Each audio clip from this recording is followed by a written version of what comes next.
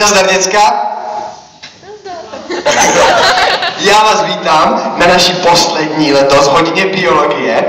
Dneska bychom se měli tak trošku pobavit o rodině a o tom, jak bychom ji měli založit a trošku neformálně vlastně o vztazích celkově.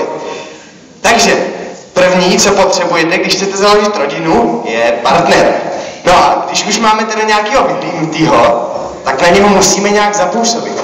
Tak třeba holky, jak byste zapůsobili na svého partnera? Tak Jano třeba. Máš pravdu, Jani, dobrá poznámka. Tak kluci, co třeba Ivoši, jak bys okouzlil svou partnerku? Děkuju. No tak já bych jí například něco zarecitoval. Jako třeba Manon je můj osud, Manon je můj osud. Manon je všecko, co neznal jsem dosud.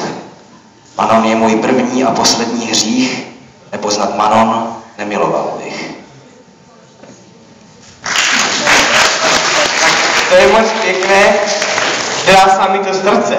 A teď třeba Honzo. Zapni si tím mikrofon. Tak já bych ji například pozval na nějaké pěkné pití.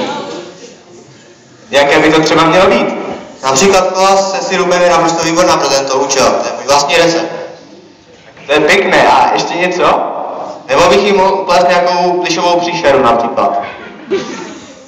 Tak to bych si nechala líbit. Ale... Dobrý den, Pančelko, my se strašně omlouváme, jsme byli na ahoj, Marku. Celostátním kole chemické olympiády, kterou jsme v Praze vyhráli. Takže jsme jeli trošku později. Jo, tak my jsme rádi, že jste teda přišli, tak pojďte k nám. Jenom abyste byli v obraze, tak my se tady bavíme o vztazích, tak teď zrovna probíráme, jak okouzlit partnera. Tak jak bys okouzlil, Marku, svou dívku snů? Tak my na to máme svůj takovej recept tajný. No a mohli byste nám ho ukázat? Tak jako šlo by to, ale na to bychom potřebovali i víc místa. Není problém, my vám ho uděláme.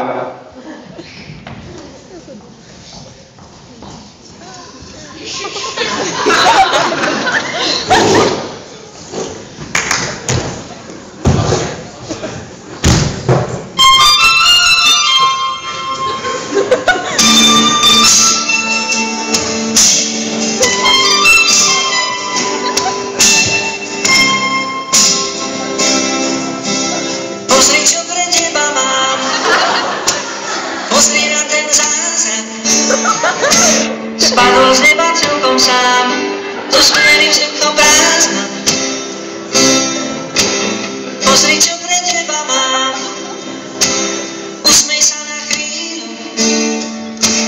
Napriek všetkým dohodám, chce to zmenu štýlu. Pozri, čo mám, splnil si tvoj sen. Cítim to sám, čo